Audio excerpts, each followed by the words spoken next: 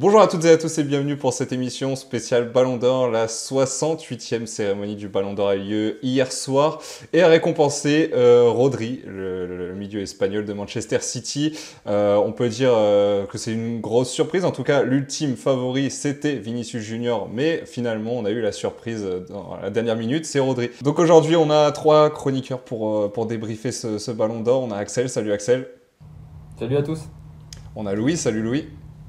Salut Corentin, salut tout le monde. Et on a Martin, salut Martin. Salut Coco, salut tout le monde. Bon, sans plus tarder, on va déjà commencer à présenter les différents trophées, les différents joueurs qui ont été récompensés, joueurs et joueuses également. Donc dans cette 68e cérémonie qui se déroulait au Théâtre du Châtelet à Paris, on a eu donc le trophée Copa du meilleur jeune qui a été attribué à Lamine Yamal, sans grande surprise on va dire. Lui qui a été auteur notamment d'un brillantissime Euro 2024. On a eu aussi le trophée Gerd Müller qui récompensait et du coup les meilleurs buteurs de l'année, de la saison 2023-2024. Et ce sont Harry Kane et Kylian Mbappé qui ont eu ce trophée avec 52 buts chacun. On a eu également le trophée Lev Yashin qui a récompensé le meilleur gardien avec Emiliano Martinez, vainqueur notamment de la Copa América cette année. Le trophée Johan Cruyff, je pense que Louis, toi, tu adores ce trophée, ce tout nouveau trophée qui récompense les coachs avec Carlo Ancelotti et Emma Hayes du côté du foot féminin. Voilà, les deux ont été récompensés. Et puis en termes de ballon d'or, on a eu donc Aitana Bonmati du côté féminin et du côté des hommes, on a eu Rodri donc, qui a été récompensé. Ce sont les meilleurs joueurs de la saison 2023-2024. Est-ce que vous voulez juste faire un rapide tour pour vous, est-ce que ces trophées, voilà, hors Ballon d'Or, hors le trophée du meilleur joueur et de la meilleure joueuse, pour vous, tout a été respecté, Martin? Absolument pas. T'as un phénomène, hein, une sorte d'abruti qui se fait passer pour un gardien de but et qui rafle des trophées sur une sorte de hype. Je sais pas ce que les gens lui trouvent, alors qu'il est le mec arrête 5 penalties par saison et puis ça y est, c'est le meilleur gardien du monde, alors qu'il prend plus de 60 pions en championnat avec Aston Villa. Voilà, pour moi, ce trophée Lev Yashin n'est absolument pas mérité cette année. Donc toi, c'est vraiment le trophée Lev Yashin seulement qui te... Enfin, Ouais, c'est ouais. déjà Bon, pas après, mal. oui, oui, j'étais un peu dans l'excès, mais c'est vrai que ce trophée-là n'est absolument pas mérité pour moi, en tout cas. Et Mais Louis, après, sinon, tout le reste, je suis d'accord. Louis, tu rejoins Martin sur cet avis-là? Ouais, je vais rejoindre Martin. Après, il faut quand même un peu nuancer en disant qu'il a quand même gagné la Copa América et qu'à chaque fois, il a un rôle important dans l'obtention des titres. Et même avec Aston Villa, cette quatrième place, ok, il prend 60 pions, mais il arrive quand même à avoir cette quatrième place. Donc, il y a aussi tout ça qui rentre en compte. Axel, tu rejoins qui, Louis ou Martin? Moi, je rejoins un peu Martin parce que pour moi, Martinez, c'est plus un. Il est très bon, hein, il a fait des grandes parades, mais c'est plus un showman, un peu comme on voit en MMA parfois, avec des gestes un petit peu obscènes à quelques reprises. On se souvient de la Coupe du Monde 2022. Mais moi aussi, je voulais revenir un peu sur le trophée Johan Cruyff. Alors, c'est vrai qu'Ancelotti, bon, il a gagné la Liga, il a gagné la Champions League, mais il y a quand même Xabi Alonso pour moi qui a fait une saison exceptionnelle avec une équipe qui a moins de moyens un petit peu que le Real Madrid. Il a fait quand même zéro défaite en championnat, ce qui est historique. S'il avait remporté la Ligue Europa, peut-être qu'on lui aurait donné. Il y a juste ce point noir là. C'est ce Moi, qui a c'est joué. juste, après, c'est pas choquant. C'est Mm. pas choquant. Ancelotti le mérite aussi. Voilà, je l'aurais peut-être mis à Xabi Alonso, mais bon. Bon, on va rentrer dans le vif du sujet maintenant avec le Ballon d'Or, le meilleur joueur de l'année, donc Rodri, sacré. Voilà, c'est le 68e Ballon d'Or. Il a 28 ans, il a réalisé quand même une grosse saison, hein, 2023-2024, champion d'Europe avec l'Espagne et acteur majeur de ce titre européen, vainqueur de la Première Ligue. Malheureusement pour lui et pour City, il perd en finale du Community Shield et de la FA Cup. D'ailleurs, la FA Cup, c'est la seule défaite en 64 matchs pour Rodri. Il est éliminé en quart de finale de Ligue des Champions. Il est éliminé en troisième tour de la EFL Cup. Mais en termes de statistiques, il est quand même à 12 buts et 14 passes D pour un milieu de terrain. Pour ce rôle-là, c'est quand même extraordinaire. Voilà. Est-ce que la logique, selon vous, a été respectée? Je vais commencer avec toi, Louis.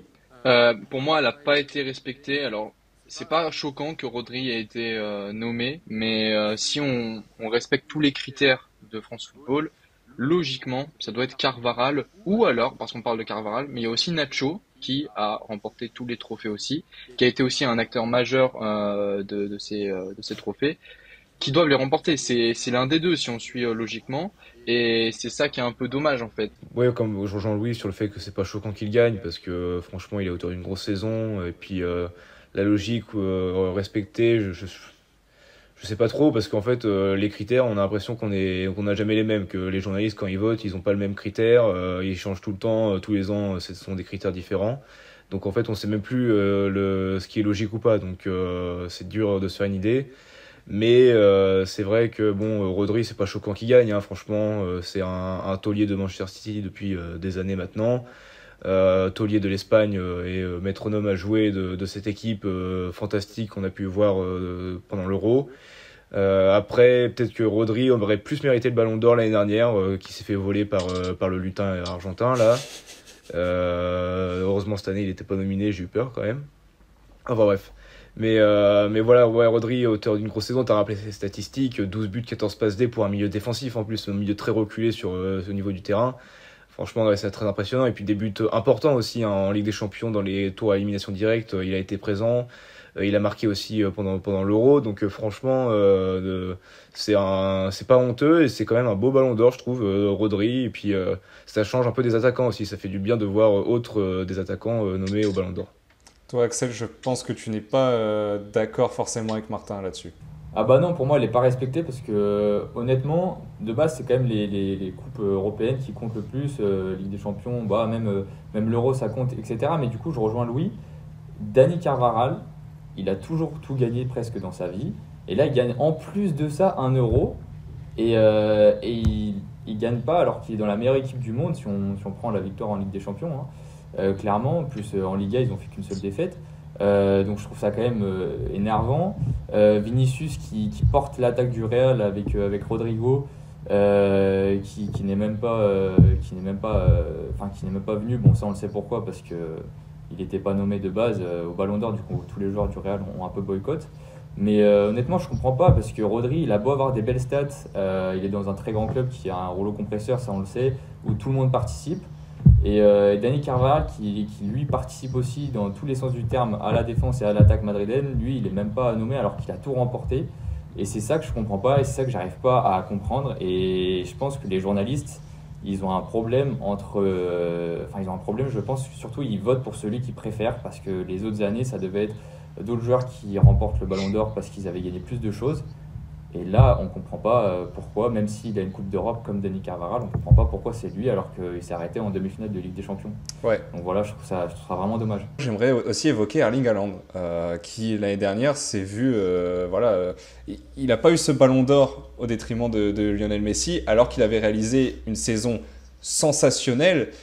Là, cette année, il est 5e au Ballon d'Or. Il n'est même pas venu, en plus, avec la délégation de Manchester City. Et en fait, quand on regarde tout ça, on se dit que, comme tu l'as dit aussi, les critères, ça change tous les ans. Et ça n'a ni queue ni tête. Ouais, c'est surprenant. On arrive à s'y perdre. On ne sait plus sur quels critères on doit se baser pour cette récompense. Ouais. On le sait et on le dit depuis quelques temps déjà, cette récompense n'a plus vraiment d'intérêt pour les footballeurs. Et puis même pour le grand public qui s'y intéresse de moins en moins. On est moins hypé par cette cérémonie où normalement depuis plusieurs années maintenant t'étais à fond derrière le truc, tu avais hâte de savoir qui était le Ballon d'Or, meilleur joueur du monde. Et là c'est vrai que depuis quelques temps maintenant c'est plus vraiment le cas, donc c'est un peu c'est bizarre, c'est décevant. Et puis pour revenir aussi sur un des critères, on parlait des sélections. Haaland l'année dernière, bon il est norvégien donc lui il y peut rien, c'est triste pour lui malheureusement. Mais par exemple Vinicius Junior au Brésil c'est compliqué, hein. C'est très très compliqué, hein. L'année dernière ça n'a pas été bon du tout, ils font une mauvaise Copa América. Les qualifications pour la future Coupe du Monde ça se passe très mal, c'est pas du tout bon. Je sais pas si c'est un collectif ou quoi, mais Vinicius au Brésil si c'est un des critères ça joue aussi je pense la sélection comparé à Carvajal et Rodri. Mais pourtant, Louis, quand on regarde la saison de Vinicius en 2023-2024, C'est quand même 24 buts, 10 passes décisives en 38 matchs. Il est quasiment décisif à tous les matchs du Real Madrid. Et en plus de ça, dans les grands rendez-vous, il ne faut pas oublier la campagne de Ligue des Champions de Vinicius, c'est juste extraordinaire. On disait l'année du Ballon d'Or de Benzema, on se disait que c'était la campagne de Benzema. Là, l'année dernière, on a clairement dit que c'était la campagne de Vinicius. Voilà, tellement le joueur a été impressionnant dans les grands rendez-vous. Il a été élu meilleur joueur de la Ligue des Champions en plus. Meilleur joueur européen, hein, clairement. Buteur en finale de Ligue des Champions, comme je disais, c'est vraiment un homme des grands matchs. Et puis, au niveau du palmarès, il a remporté la Ligue des Champions, plus la Liga. Enfin voilà, il a tellement remporté de choses avec le Real Madrid cette saison qu'on se dit que ça paraît presque illogique. Et que faut-il faire de plus finalement pour Vinicius? Je vais répéter ce qu'a dit Martin, mais être meilleur avec la Seleção, redorer ce blason qui est en train petit à petit de perdre de son aura, et aussi avoir un comportement parfait, parce que c'est ce qu'on lui reproche. On va me dire, oui, mais Martinez, etc. Mais Martinez, malheureusement, faut croire que France Football lui laisse passer ça. Pour Vinicius, il va falloir que lui, il se lisse, qu'il devienne un joueur parfait entre guillemets. Voilà, que il surveille son image, son comportement. C'est compliqué, hein, mais va falloir que il fasse cet effort-là. Quand Kimmich vient lui rendre un ballon, faut pas qu'il le laisse passer comme ça bêtement en faisant l'abruti derrière. Mais qu'est-ce que j'ai fait, etc. Non, faut que tu le prennes et que tu joues le jeu. C'est bête, c'est aussi simple que ça. Quand tu es un joueur de cette stature mondiale, tu dois surveiller ton comportement. Après, Louis, quand on regarde vraiment quand on regarde les matchs de Vinicius, il se prend tellement de coups, il se prend beaucoup de provocations aussi. Il répond au final ce nombre important de provocations dans le match. On ne sait pas vraiment ce qui se dit sur le terrain, en fait. On voit beaucoup les gestes d'énervement de Vinicius, mais on voit pas ses adversaires parce que ça vient forcément de quelque chose à chaque fois. Sans doute que ça vient des adversaires, etc., et que ça fait partie du classico. Quand il vient dire à Gavi, moi, lundi, j'ai mon ballon d'or, ça fait partie de l'animosité et de la tension qu'il y a dans ce classico. Mais moi, par exemple, j'ai pas un souvenir de Messi, il s'est pris beaucoup de coups. À part son étranglement sur Yanga Mbiwa, j'ai pas souvenir d'un Messi qui s'énerve, tu vois. Enfin, c'est aussi après, c'est un comportement différent, etc. Mais il y a aussi ça qui rentre en compte. Je comprends qu'il puisse répondre, mais il y a répondre et être de mauvaise foi. Tu vois, Mm. moi j'ai vraiment cette image de l'action de Kimmich qui vient lui donner le ballon pour jouer la touche et lui il le laisse passer. Pour moi c'est un gamin. Sur le coup c'est un gamin qui veut juste faire le show. Voilà, il y a aussi tout un contexte à prendre en compte, je pense. Et oui, juste avant de te laisser la parole, justement, Axel, je vais juste faire le point sur les critères, mais il y a trois critères hein, qui permettent d'élire un ballon d'or. Il y a la performance individuelle en premier, forcément, puisque c'est une récompense individuelle. Il y a la performance collective, donc on l'a dit, tous les trophées, le palmarès. Et puis il y a la classe du joueur et son nom et son sens du fair play. Donc là, c'est peut-être ce qui a pêché pour Vinicius, Axel. Ouais, clairement. Et puis en fait, je vais peut-être dire un truc qui va peut-être choquer quelques-uns, mais en vrai, 24 buts, à ce qu'on s'est habitué auparavant, c'est peut-être pas assez pour être Ballon d'Or. À Londres, il en avait mis 50 l'année dernière. C'est Il pas n'a le pas même été poste Ballon aussi. d'Or. Bon, c'est pas le même poste, c'est sûr, mais bon, il n'y avait pas de. Même Rossellou, bon, il y avait Rossellou, mais il n'y avait pas de buteur pur. Et peut-être c'est pas assez. Au final, c'est triste hein, parce que quand on voit ses performances, comme tu l'as dit, tout au long de la Ligue des Champions, il fait une énorme Ligue des Champions. Et puis quand tu vois ses buts aussi, c'est pas des buts juste comme ça tout fait devant les cages. Tu pousses le ballon et t'as marqué. Non, c'est des vrais buts où il dribble un, deux joueurs, où il met des frappes de loin. Et c'est malheureux, mais peut-être s'il en avait mis 15 de plus, peut-être aussi un meilleur parcours avec les Célesso. Il aurait peut-être été Ballon d'Or s'il avait mis 40 pions. C'est malheureux, mais voilà, après, Vinicius, c'est vrai qu'il manque un peu de maturité, comme tu l'as dit, Louis, dans le jeu. Il manque un peu de respect de l'adversaire, même s'il se prend des coups. Ça fait que là, c'est compliqué pour lui. Et puis cette saison, ça a l'air aussi compliqué, vu la forme étincelante du Barça. Donc bon, on verra bien, mais je pense que moi je suis un peu déçu pour lui parce qu'il méritait vraiment. Et tout, en fait, c'est surtout, ça aurait récompensé aussi tout le travail qu'il y a eu depuis son arrivée au Real Madrid, qui est quand même sensationnel. On se souvient de ses débuts où il ratait quasiment chaque frappe quand il était devant les buts. La déclaration de Et Benzema là, dans les vestiaires à Ferland Mendy qui lui dit ne lui fais pas la voilà, c'est passe, ça. il joue contre nous. Et au final, C'est il se ça, retrouve ouais. à être l'égérie du Real Madrid aujourd'hui.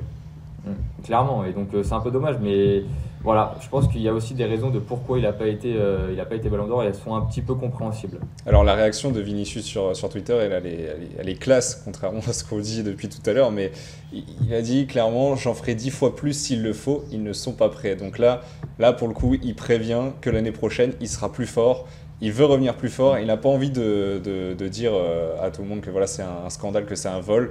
Il faut aussi noter, vous l'avez dit tout à l'heure, que le Real Madrid a boycotté cette cérémonie parce qu'ils ont su, alors je ne sais par quel moyen, parce que personne n'était censé être au courant du lauréat. Et au final, on apprend que le Real Madrid boycotte à travers un communiqué et en ne venant pas à la cérémonie, cette cérémonie du Ballon d'Or. Ils ne sont pas venus à quelques heures avant le départ de cette cérémonie, le début de cette cérémonie. Donc ça a surpris tout le monde et ça a surtout spoilé un petit peu tout. Là, à partir de ce moment-là, on a su que Rodri, du coup, allait être Ballon d'Or. Juste, Martin, pour toi, comment tu le ressens, ce boycott du Real Madrid? Est-ce que pour toi, c'est un manque de classe, un manque de respect? Ouais, clairement, hein, t'as beau être le Real Madrid, tu te dois d'y aller à cette cérémonie. T'as quand même deux trophées à récupérer, meilleur entraîneur, meilleur club sur la saison. Je pense qu'il y a beaucoup de clubs qui seraient contents de recevoir ces récompenses, hein, donc c'est la moindre des choses. T'as beau être le Real Madrid, tu te dois quand même, voilà, ça fait partie du boulot à faire, de tes responsabilités, surtout en plus de la part du Real Madrid qui a un aura et un standing à l'international aussi fort. Faire un caprice voilà comme ça parce que ton joueur n'est pas Ballon d'Or alors que t'en as comme tu disais trois dans les quatre premiers enfin c'est bon ça va c'est pas le Ballon d'Or de Vinicius certes il faisait partie des favoris mais il n'était pas à contester non plus hein, comme l'a dit Axel quand on fait le point on se rend compte qu'il coche pas plusieurs critères donc le Ballon d'Or n'était pas forcément assuré il y avait juste cette impression voilà c'est sûr il va le gagner, on est confiant, ça va le faire et au final tu te prends une grosse claque et ouais c'est un peu une réaction de gamin, de caprice, de gosse de riche de faire ce boycott. On va passer maintenant à la deuxième partie. On va faire maintenant votre top 3 du Ballon d'Or 2024. Voilà, vous avez parlé voilà, qui méritait, etc. Et ben maintenant, vous allez me donner dans l'ordre votre top 3. Je vais commencer avec toi, Louis. Tu commences par le troisième et puis tu vas jusqu'au deuxième et au premier. Alors le troisième, j'ai mis Vinicius. Voilà, pour moi, comme on l'a dit juste avant, c'est celui qui remplit le moins de critères. Moi, le critère classe, fair play, c'est très important. Pour moi, un footballeur se doit d'être un modèle. Et Vinicius, on n'est pas loin, mais comme je l'ai dit, je l'ai répété, il y a certains moments dans la saison qui m'ont fait grincer des dents. Donc voilà, mais après, c'est quand même la figure de proue de l'attaque du Real Madrid. Il a marqué dans des moments importants, donc j'étais obligé de le mettre troisième, contrairement par exemple à un Bellingham. Donc finalement, Louis, quand on t'écoute, on se dit que au final, ne pas avoir donné le prix cette année à Vinicius, c'est plus un rappel à l'ordre, c'est plus lui mettre une petite claque en lui disant t'es fort, mais il te manque encore un truc pour être Ballon d'Or et il va falloir que tu fasses mieux cette année. C'est plus ça en fait. Mais c'est pas un rappel à l'ordre parce que les deux devant que j'ai mis le méritent plus que lui. Ouais. Mais c'est vraiment juste un rappel des critères et une peut-être pas rappel à l'ordre, le mot est fort, mais juste une piqûre, Oui, piqûre de rappel, tu c'est vois. ça. Voilà, un rappel à l'ordre, c'est un peu C'est vrai. trop fort comme mot. En deuxième, j'ai mis Rodri. Voilà, je lui donne pas le Ballon d'Or parce que malgré tout, la Ligue des Champions, c'est quand même un critère très important. Alors sur le plan national, rien à dire, mis à part peut-être le FL Cup comme tu l'as dit. Mm. Mais et encore les FA Cup, ils vont jusqu'en finale. Enfin bref. Euh, mais il y a eu l'Euro qui a été quand même important. Il a été un élément majeur de ce titre, meilleur joueur du championnat, enfin de la compétition, Mm. pardon. Et il y a tout ça qui rentre en compte. Mais je le donne à Dani Carvajal en numéro un. Parce que pour moi, c'est le Ballon d'Or, c'est vraiment l'apothéose d'une énorme saison. Et il a fait une énorme saison parce qu'il est partout. Alors, certains vont me dire, il n'a pas le même rôle qu'un Vinicius, qu'un Rodri. Mais c'est un latéral. Faut pas l'oublier. On s'est habitué en fait à avoir des joueurs qui nous font des grosses saisons. En fait, on parle avec les émotions et je voulais en revenir sur ça d'ailleurs par rapport au débat, les journalistes parlent avec l'émotion, et c'est normal, tu retiens les grosses actions, tu retiens un Vinicius qui va mettre un but, tu retiens Rodri qui met pareil un but qui est joueur de la compétition à l'Euro. Mais le plus important, c'est la constance, et Carvajal a été constant de A à Z. Alors si on suit ma logique, pardon, Nacho Fernandez aurait dû être deuxième. Mais je trouve que Carvajal, c'est aussi bien, et je le mets premier si on suit en tout cas les 30 joueurs de France Football. On va passer à Axel. Axel, toi, tu vois qui dans l'ordre enfin, voilà, tu fais 3, 2, 1. Alors moi je vois Rodri pardon, en troisième. Bon bah comme un petit peu je l'ai dit tout à l'heure, c'est vrai que c'est un excellent joueur et puis sur le terrain il est très élégant. C'est un joueur qui va tout à fait bien dans le dispositif de Pep Guardiola à City, donc ça c'est top et vraiment c'est un top joueur. Il a des très bonnes stats, mais comme je l'ai dit, c'est un rouleau compresseur. Manchester City, ils jouent comme ça et ils font participer tout le monde, donc ça m'étonne pas qu'il ait des bonnes stats. Et puis il y a Haaland devant aussi pour mettre les buts. Donc non, franchement, très grand joueur et puis il mérite sa troisième place. Mais pour moi, au-dessus, il y a quand même Vinicius que je mets en deuxième. Vinicius parce qu'en vrai, malgré son caractère, c'est vrai qu'on a quand même parfois envie de lui dire mais arrête, enfin, tu vois, ça sert à rien ce que tu fais. Comme Louis a parlé avec Kimmich contre le Bayern. Mais ouais, il est quand même excellent et puis c'est un joueur qui fait d'énormes différences en attaque. Il peut dribbler n'importe quel défenseur. Honnêtement, il a cette capacité-là. Et puis voilà, avec le Real Madrid, ça a roulé comme sur des roulettes cette saison. Meilleur joueur de la Ligue des Champions, c'est quand même un sacré accomplissement.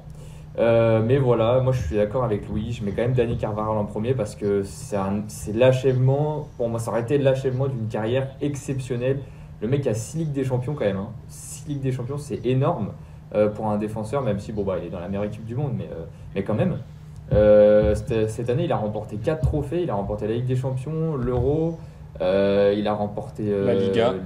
la Liga et la Super Coupe d'Espagne, il me semble. Ouais. Donc quand même, c'est sensationnel, quoi. C'est le meilleur un bilan de sa clubs, carrière alors qu'il a 32 ans. Mais ouais, c'est dingue. Bon, là, je suis un petit peu dégoûté pour lui parce qu'il a une grosse blessure. Mais le mec est défenseur, il s'arrache sur tous les ballons. On voit, certes, il est peut-être un peu désagréable avec les arbitres, mais le mec, c'est un vaillant. Il veut tout le temps la balle, il veut tout le temps jouer, il veut tout le temps marquer, il veut tout le temps gagner. Enfin, marquer, non, il veut tout le temps, surtout que son équipe marque.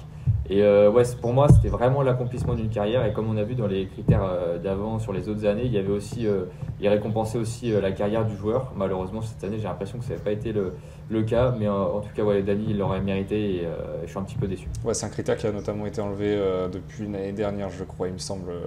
Le comme côté par hasard. palmarès. Comme par hasard. Voilà. Comme par hasard, Ça bizarrement. a été enlevé, je crois, la saison Toujours les dernière. mêmes. Martin, on va passer à ton top 3. Top 3, peut-être vous surprendre, mais j'avais longtemps hésité. Bon, je l'ai pas mis, mais j'avais longtemps hésité à mettre Lautaro Martinez, troisième, oui. sur le podium Ballon d'Or. Ouais, parce que l'Argentin, grosse saison avec l'Inter, encore une fois, au top. Je crois que c'est 36 buts sur la saison, meilleur joueur de Serie A, meilleur buteur de Serie A. Il prend donc la Serie A et il doit prendre une super coupe d'Italie aussi ou un truc comme ça, il me semble. Il En fait plus de 7 ça, ou 8, avec je crois, au l'Argentine, Ballon il d'Or. était ce leader d'attaque, celui qui a planté pendant la Copa América, meilleur buteur de la Copa América 2024 quand même. Donc moi je l'aurais mis bien plus haut et il méritait quand même quelque chose en plus parce que franchement, très grosse saison. Je pense que ce qui a pêché, c'est son absence en Ligue des Champions qui n'a pas permis à l'Inter d'aller plus loin alors qu'ils avaient une équipe pour, justement, eux qui étaient... finaliste maintenant il y a 2 saisons, mais l'année dernière c'était les finalistes. Donc voilà pour Martinez, une petite parenthèse pour lui qui a mention d'honneur. Troisième, il me semble que j'avais mis Vinicius aussi pour les mêmes raisons que Louis. Quand on a été habitué à des mecs qui plantaient une 50aine de buts, 60aine de buts par saison, qui gagnaient le Ballon d'Or, je pense que les statistiques avec 24 buts c'était trop faible. Ça peut plus faire la différence, même si ce sont des buts qui ont compté et qui ont marqué forcément, mais qui ont été importants dans la saison. C'est vrai, mais c'est peut-être pas encore assez suffisant. Peut-être comme tu l'as dit Axel tout à l'heure, avec une dizaine de buts de plus, peut-être que là ça aurait pu faire la différence parce que tu vois Martinez 36 buts, même Haaland, Kane et Mbappé qui ont eu plus de 50 buts cette saison, ils sont même pas dans le top 5. Voilà, le nombre de buts, je pense que ça peut compter. Donc voilà pour Vinicius, et puis après avec tout ce qu'on a dit depuis le début, le comportement, etc. Deuxième Rodri, pareil, voilà, le joueur de classe, vraiment métronome à jouer dans toutes les équipes dans laquelle il est, avec City, avec l'Espagne. Voilà, c'est un joueur de l'ombre, mais qui arrive à mettre son poste quand même en lumière malgré son rôle. Donc franchement, très très grosse saison de Rodri et très impressionnant. Et pareil que Louis et Axel, j'ai mis Carval premier parce que voilà, statistique, bon, c'est un défenseur donc on peut pas forcément s'appuyer dessus, même s'il a été assez souvent décisif quand même. Palmarès, implication et aura, on va dire, comportement dans tout ça. Et forcément, ouais, le palmarès compte énormément, comme le dit Axel, 6 avec des champions, tu prends l'Euro, et dans toutes ces campagnes, il a été forcément très très important. Ça a été aussi un très fort leader sur le terrain, avec l'expérience qu'il a maintenant. Franchement, c'est vraiment été, je pense, ce leader du Real Madrid et de l'Espagne. C'est aussi le dernier joueur, on va dire, de la génération dorée du Real Madrid entre 2016 et 2020. Il y a encore Modric, mais Modric, lui, est beaucoup moins important et plus sur le déclin. Alors que Cannavaro, lui, est toujours au top. Quand tu le vois à 32, 33 ans faire encore ses allers-retours là sur le terrain, Axel parlait tout à l'heure des actions marquantes. Moi, c'est ça qui me marquait. Je dis, putain, la vache, le mec, quoi, 32 ans, j'aimerais bien encore courir comme ça. Parce que le mec, les efforts qu'il faisait, c'était impressionnant. Et puis, toujours être dans la compatibilité, l'exemplarité. Franchement, Carval était très fort. Et puis surtout, ouais, voilà, le palmarès aurait dû faire la différence pour lui. On va maintenant passer du coup au Ballon d'Or féminin, hein, qui il a quand même fait un peu parler, parce que certains pensent que Bonmati ne méritait pas justement ce Ballon d'Or, qui est peut-être plus fort cette saison comme Paraluelo. Mais au final, c'est encore une fois Aitana Bonmati qui remporte le Ballon d'Or féminin pour la deuxième fois d'affilée, hein, à l'égal Alexia Putellas, sa coéquipière, qui elle, avait remporté ce trophée en 2021-2022. Voilà, deuxième trophée pour Bonmati. Bonmati au niveau des stats, donc elle a 26 ans, hein, cette année. Elle a remporté la Liga, la Ligue des Champions, la Coupe d'Espagne, la Super Coupe d'Espagne, la Ligue des Nations, et buteuse aussi en finale de Ligue des Nations. La Coupe du Monde 2023, ça jouait en août 2023, donc ça compte dans cette saison-là.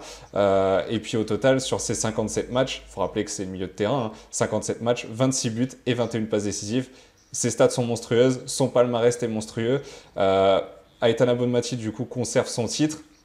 Et on va se poser la question si c'est aujourd'hui la plus grande joueuse de l'histoire du football féminin. Mais avant que vous me donniez vos réponses, on va écouter Jordan Alouche qui va nous faire sa chronique sur pourquoi Bonmati est hors norme aujourd'hui. À 26 ans, Aitana Bonmati n'est pas simplement une joueuse talentueuse, elle est la meilleure. Avec le Ballon d'Or 2024 en poche qui s'ajoute à celui de 2023, Aitana a marqué le football féminin comme peu d'autres avant elle. Sa vision de jeu, sa précision chirurgicale et sa capacité à contrôler le milieu de terrain ont transformé chaque match en une démonstration de maestria. En 2023, Pep Guardiola lui-même l'a comparé à Xavi et Iniesta. Son palmarès, lui aussi, est impressionnant. 5 championnats d'Espagne, 3 Ligues des Champions et une Coupe du Monde en 2023 avec l'Espagne. En club comme en sélection, elle ne cesse de prouver son talent et inspire des jeunes filles en Espagne et dans le monde entier. Avec son deuxième Ballon d'Or, elle égale son amie du Barça, Alexia Putellas, au titre des joueuses les plus sacrées. Et avec sa détermination, son sens du jeu inégalé et ses records déjà historiques, Aitana n'est pas seulement une étoile, elle est la référence du football féminin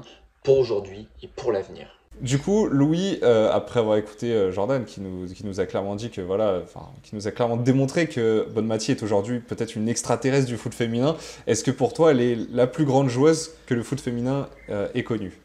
Je vais reprendre encore l'argument que je voulais dire juste avant. On a pareil une grande pluralité de grandes joueuses et je crois qu'on est à un pic, en tout cas, du football féminin.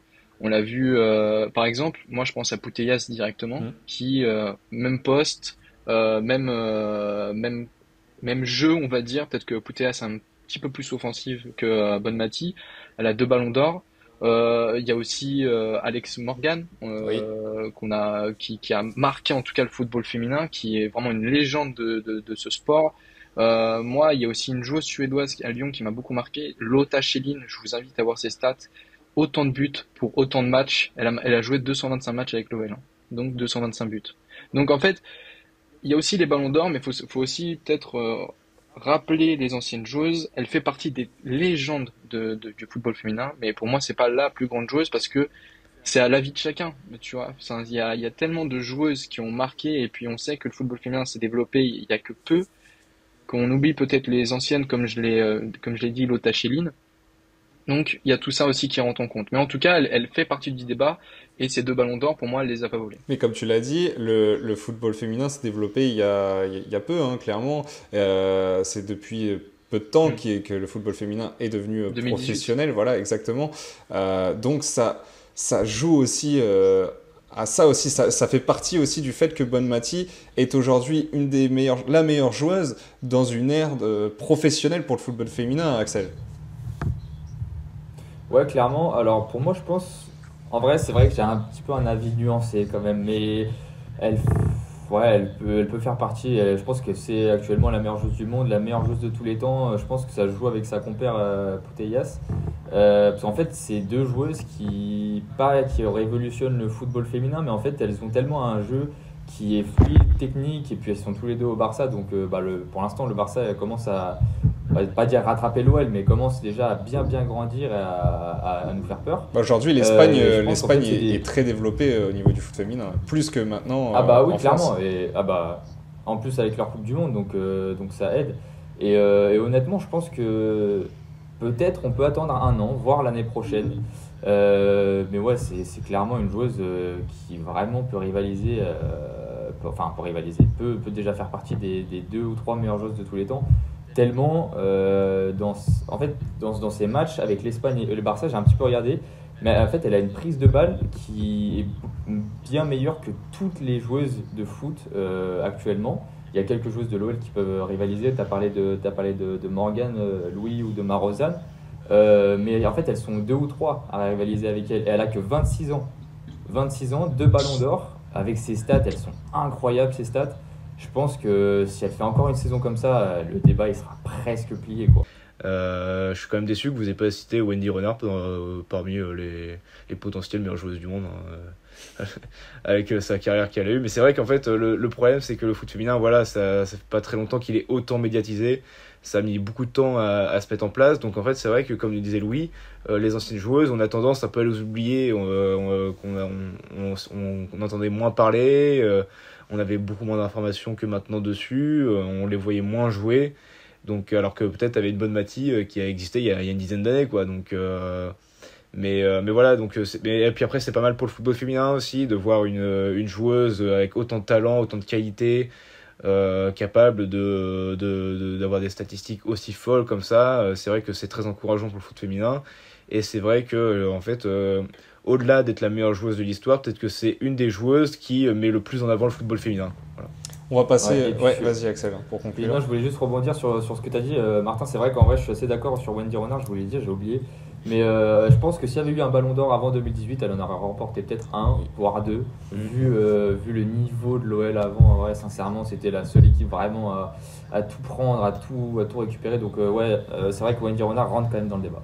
On passe à notre quatrième et dernier sujet qui, je pense, va faire aussi un petit peu débat parce qu'on va parler de Ronaldo et Messi, forcément, parce que c'est la première fois depuis 21 ans qu'aucun des deux n'est dans le top 30, n'est nommé pour le Ballon d'Or. Depuis 21 ans, quand même, hein, il faut se le dire, ça date. On avait toujours un des deux, en tout cas, dans ce Ballon d'Or.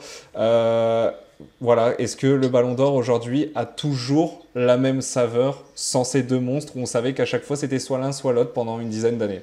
Axel, je vais te laisser commencer là-dessus. Bah écoutez, franchement, j'ai vécu la cérémonie d'hier, pas tip top. Je me suis un peu, c'est pas que je me suis fait chier. Bon, il y avait cette histoire Vinicius, Rodri, Carvajal, on savait pas trop, donc ça mettait un petit peu de suspense. C'est vrai que tu l'as dit, Louis, je trouvais ça très intéressant, mais du coup, ça nous permet de s'intéresser à d'autres joueurs, à voir ce qu'ils ont fait tout au long de la saison, ce qu'on faisait pas peut-être avant. Mais voilà, depuis 2008, je crois, ou 2009, c'est les deux monstres qui Depuis raflent 2008, tout. ouais. Depuis 2008, c'est ça. Et honnêtement, moi j'aimais bien parce que ça poussait. Et en fait, surtout, les deux gars finissaient chaque saison avec au moins 60 buts. Donc déjà, c'était hors norme. C'est vrai que maintenant, une saison à 60 buts, on n'en voit plus trop, même si Mbappé et Kane ont mis 52 buts, je crois. Mais c'est déjà top niveau, avec beaucoup plus de matchs qu'avant. Mm.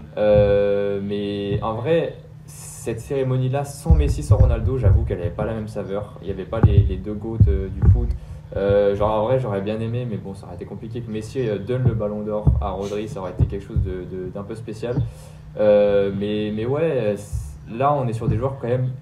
Je vais pas faire le méchant, mais avec un moins grand calibre que ces deux extraterrestres, et c'est sûr, c'est un petit peu dommage, quoi. Ils ont pas le même aura, hein, clairement, que C'est ces sûr, deux joueurs-là. Alors que pour le coup, Benzema, lui, il avait un petit peu, parce que bon, vraiment cette saison 2022, je crois, a été exceptionnelle, et c'était peut-être le dernier joueur avant, peut-être un petit peu longtemps, peut-être Lamine Yamal, on sait pas, qui aura vraiment cette aura et un petit peu ces statistiques de ces deux joueurs-là. Louis, tu puis c'est rejoins parti un peu de l'avis la- d'Axel?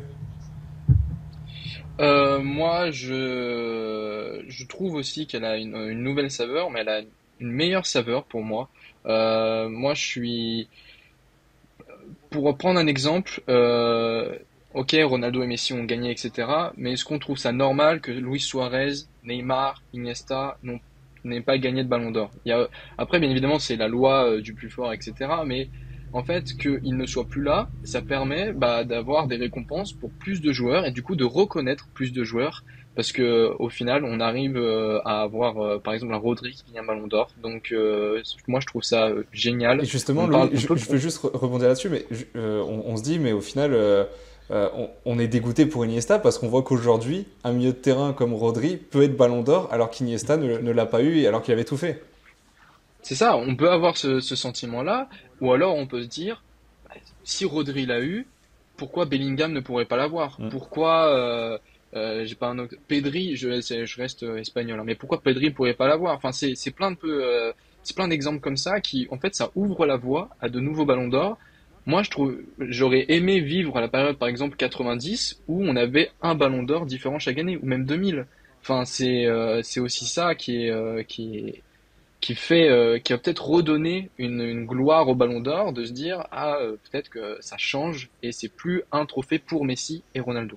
Du coup, qui dit émission spéciale Ballon d'Or dit jeu spécial Ballon d'Or. Et on a parlé d'une ère qui a marqué le Ballon d'Or. Eh bien, on va revenir en 2014 et vous allez me donner le top 10 du Ballon Oh, d'Or putain. cette année-là. Oh, putain. Je vous donne absolument pas le gagnant, je vous donne absolument aucun indice. Vous allez devoir juste 2014? 2014. Ce que je peux vous dire en tout cas pour vous aider, non, on va commencer et si vraiment vous êtes en galère, je peux vous aider, mais on va commencer avec toi Louis. Ronaldo. Ronaldo, il était premier, c'est lui qui a remporté le Ballon d'Or cette année-là. Martin, D'ailleurs, parfait, Neuer, il est troisième de ce Ballon d'Or 2014. Axel, c'est bon, j'en ai plus. Qui dit 2014 dit Allemagne. oui, Donc qui dit Allemagne dit joueur allemand. c'est pas faux. Donc de mémoire, il devait avoir genre des joueurs allemands. Attendez, parce que je veux pas dire de bêtises. À cette époque-là, qui était à son prime? En vrai, il y avait beaucoup de joueurs. Si je sais, des joueurs de l'Allemagne. Donc en vrai, je pense, Philippe Lahm, non? Un truc comme ça? Les joueurs de l'Allemagne, Philippe quoi. Lam, c'est bon, il est Ouais, sixième c'est sûr. dans ce classement du Ballon d'Or 2014. T'as pas choisi la facilité, franchement, t'as choisi sixième. Je sais pas, c'est celui qui me vient en premier. Allez Louis, à toi. Messi? Ah oui, les gars, il y en a pareil qui a sorti Messi quand Ah même. oui, c'est vrai. Messi qui est deuxième du Ballon d'Or, c'est quand même les deux qui ont marqué une décennie, quoi. Bien joué Louis, Messi deuxième. À toi Martin. Yes. On a le top 3 là pour l'instant. Putain, j'ai peur de dire un truc, une connerie ou quoi, mais moi, je reste sur sa Coupe du Monde, donc je pense à lui, Rames Rodriguez. Non! Eh bravo Martin, il était pas facile à sortir. Fait chier. Rames on a Rodriguez, pas eu la réponse, huitième il de est- ce Ballon d'Or il est avec sa grosse Coupe du Monde. Effectivement. Pff, yes. Axel, à toi. Yes. Ah ouais, mais c'est vraiment celui que je voulais dire, c'est dingue. Mais de toute façon, moi je vais rester sur la Mannschaft, je vais rester sur cette élimination en quart de finale contre la France. Je m'en souviens, Thomas Müller, je pense qu'il y est. Et oui, il y est Thomas Müller, cinquième, juste devant Philippe Lam. Donc là, tu les enchaînes, Axel. Thomas Müller, cinquième du Ballon Ouais, d'Or. c'était- Allez, Attends, le Louis, top à 3 toi. c'est quoi? Tu peux me rappeler? C'est Le top 3, c'est Ronaldo, Messi, Et Neuer. Neuer. Allez, moi j'en tente un, mais je suis vraiment pas convaincu de ce que je vais dire. Khedira. Non, c'est Ouais, abuse pas perdu. non plus, Kedira, abuse il pas. est pas dans le top Bah, abuse 10. pas, il gagne la Coupe du Monde, il gagne la Ligue des Champions. Franchement, Paraguay, là. Ouais, franchement, c'est vrai, c'est vrai. il y a des joueurs, vu les joueurs qu'il y a dans le top 10, il aurait pu clairement l'être, J'ai- effectivement. J'ai. Ah, mais attends, c'est pas à ton tour, Axel. C'est au tour de Martin. Ah avant. merde. Oh, Euh, allez, j'espère, j'y crois, Neymar. Eh bah Non, mais oui, c'est pas oui, possible. Neymar, évidemment qu'il y est Neymar. Il fait partie de cette, Ah, cette putain. époque, voilà, avec le trio Ronaldo, Messi, Oh, mais du Neymar. coup, ça me débloque qui a plein de marqué. trucs là. Eh oui, 7ème Neymar de ce Ballon d'Or. Mais du coup, il vous Ah, il est manque, même pas quatrième. Ah ouais. il vous manque encore le il est- 4ème. Ouais, il Et est du même coup, pas le quatrième. 9ème et le 10ème. Bah ouais, mais non, mais à chaque fois qu'il passe par terre, il dit les joueurs. Neymar, putain, je me Dis un mec de la Mannschaft, ça te. Ouais, bah ouais, c'est ce qui- Eh bah écoute, Non, mais attends, il en reste encore un de la Mannschaft. Attendez, parce que Ouah, 2000 2014, c'était quoi la finale? C'était Argentine. Argentine-Allemagne. Argentine-Allemagne. Zabaleta. Argentine-Allemagne. Si, attendez. Higuain, il fait une grosse saison avec Naples à ce Attends- moment-là. Des Michelis, hein. Avec Attendez. City, hein. Parce que en petite finale, il n'y avait pas genre un match. Non, en demi. Non. Demi ou Vous petite, il y avait savez pas un juste, match, il commence à être très très fort, Axel. Hein, parce que là, il est en train de tout faire. Là, t'as tout, en fait. T'as tout. Vas-y, je vais dire un joueur argentin, je vais dire Di Maria. Eh oui, Oh, je eh vois. oui. Bravo, Putain, Axel. c'est Bravo, vrai. Axel. T'as eu le très bon raisonnement. Di Maria, il est bien 10ème. vu, Il est bien 10ème de ce Ballon d'Or. Donc là, vraiment, t'as Ouais, cherché vache. très loin. Allez, Martin, il t'en reste 2. Il te reste le 4ème et le 9ème. Moi, c'est le 4ème qui me choque. Pas tant que ça.